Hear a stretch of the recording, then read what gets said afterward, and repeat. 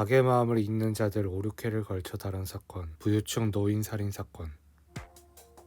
실제 사건은 어땠을까요? 2003년 9월 25일 오전 강남 신사동에서 일어난 살인사건 보고서가 들어온다. 전날 밤인 2003년 9월 24일 10시경 집에 돌아온 아들이 둔기에 맞아 안방에 쓰러져 있는 부모님을 발견하게 된다. 72세 아버지, 67세 어머니가 숨져 있는 것을 확인했다. 이 당시 모든 살인사건 현장에 나가서 사건의 특징들을 수집하고 다니던 권일용은 현장에서 확인된 노 교수 왼쪽 머리와 정수리에 난 상처 5군데에 주목했다. 머리만 집중적으로 공격한 점. 노 교수는 가족 간의 문제도 없었고 사회적으로 존경받을 만한 교육자였다. 2003년 10월 9일 저녁 6시 40분경 종로구 구기동 자신의 집으로 귀가한 고모 씨는 가족들의 주검을 발견했다. 어머니 85세, 아내 60세, 아들 35세 지체장애, 둔기를 휘두른 횟수 34회. 2003년 10월 16일 오후 1시 30분경 강남구 삼성동 2층 단독주택에는 또 한 번 폴리스 라인이 쳐졌다. 사위가 장인 집을 찾아 초인종을 눌러 답이 없어 안으로 들어갔더니 머리와 얼굴을 둔기로 맞은 장모가 있었다고 한다. 세 번째 현장을 다녀온 뒤 현장 감식팀 유한석은 권일용에게 신사동 구기동과 일치하는 족적을 보여주게 된다. 금광재와 버팔로 캐주얼 등산화였다. 권일용이 처음으로 연쇄살인 가능성을 생각하게 된 순간이었다. 연쇄살인범 3명 이상을 살해했다. 피해자와 면식이 없다. 살인 자체가 목적이다. 신사동 구기동 삼성동의 단독주택에서 노인의 머리를 가격하는 범인 권일용은 두 번째 프로파일을 제출한다. 이 프로파일 역시 아무도 주목하지 않았다. 2003년 11월 18일 오후 종로구 해화동 2층 단독주택에서는 또 한 번 노인이 살해되었다. 피해자는 집주인 김모씨, 파출부 배모씨 역시 둔기에 의해서 살해되었다. 특이한 점이 있었다. 김모씨의 딸이 오후 3시 집을 열었을 때 집이 연기로 가득했던 것이다. 18일 오후 4시 30분부터 다음날 새벽 5시까지 12시간 30분 동안 현장을 감식했다. 이 과정에서 피해자 집주인의 아들이 점퍼 한 벌이 사라졌음을 알게 되었고 수사 방향이 정해졌다. 2003년 당시 전국 2632개소에만 설치되었던 CCTV는 평범한 골목뿐만 아니라 부유층 동네 일반 주택에는 설치되지 않았다. 동대문 경찰서는 11월 20일부터 필사적으로 영상을 찾았다. 그러던 중 해화동 피해 주택가는 해화동 로터리 뒤편이었고 주택가로 진입하는 초입에 한 기업체 건물이 있었다. 범행 장소로부터 불과 200m. CCTV의 방향은 주택가로 이어지는 골목을 비추고 있었고 형사들은 돌아가며 몇 시간씩 이 영상을 조사했다.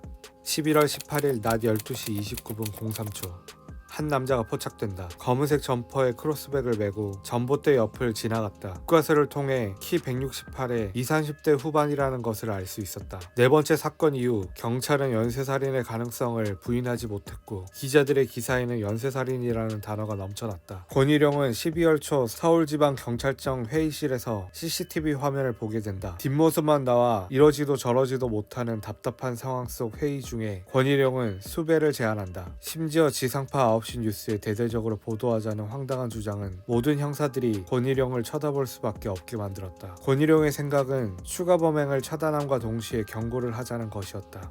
네가 노출될 수 있다.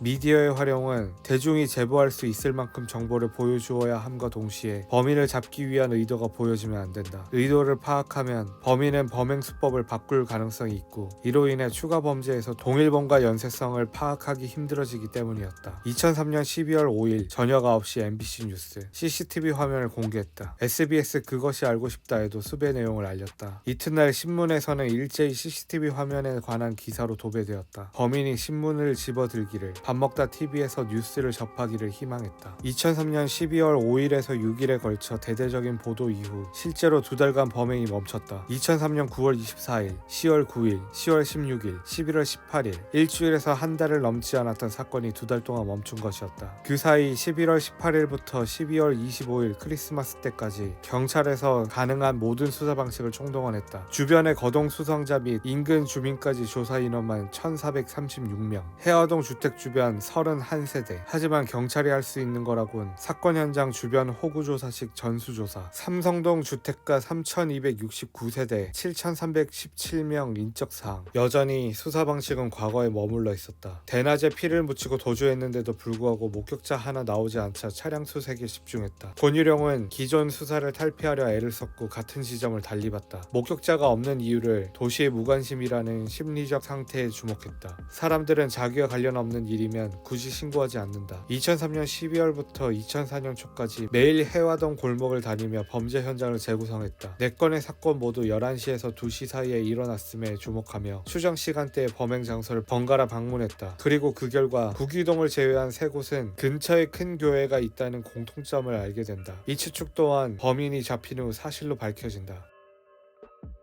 CCTV가 보도된 직후 범행은 멈추었지만 노인을 살해하는 범죄는 더 이상 보고되지 않았다. 범인의 냉각기가 시작된 것이다. 그리고 동시에 완전히 다른 수법으로 범죄를 저지른다.